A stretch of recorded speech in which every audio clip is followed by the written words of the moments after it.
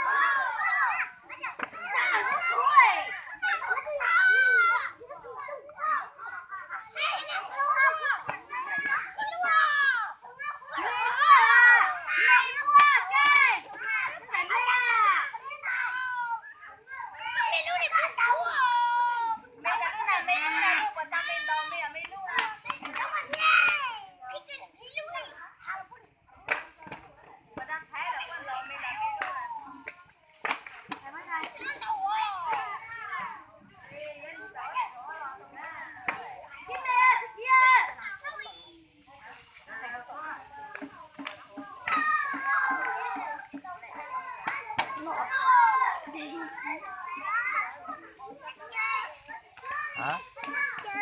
Xia.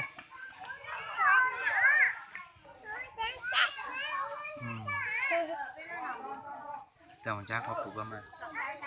Chàng trang có phụ mà. Chàng có muốn chào phụ mà. Ê.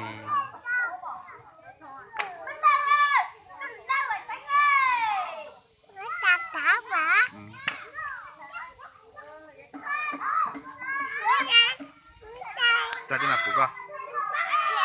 Đi chào đi bút chào phụ.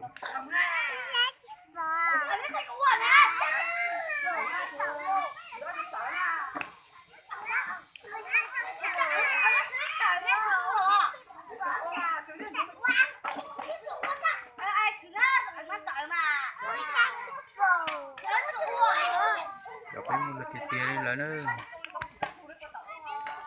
Cái mình mà nhau mà ở xin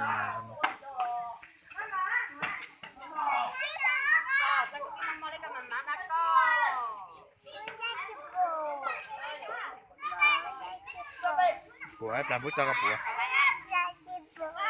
Sao? Cái tiệm có kêu xuống nó rồi.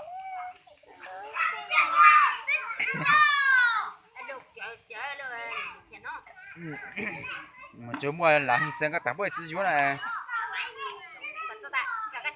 Hai cái này cho nhị kháng.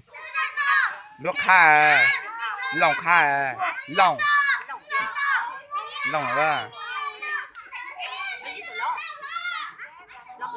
Lòng là ba. Lòng là chế điều ô tin nhắn là lòng quá bò thì phát này. Nó lòng ta.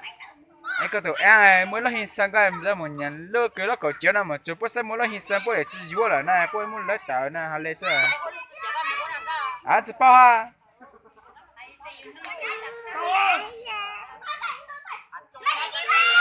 à là cái tờ đó chỉ quả chả là bùi thì như có quả tầm bắn lăng của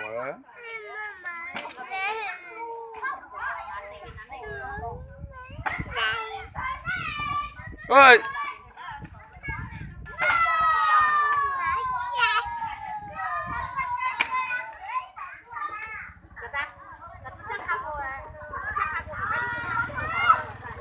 chị làm gì có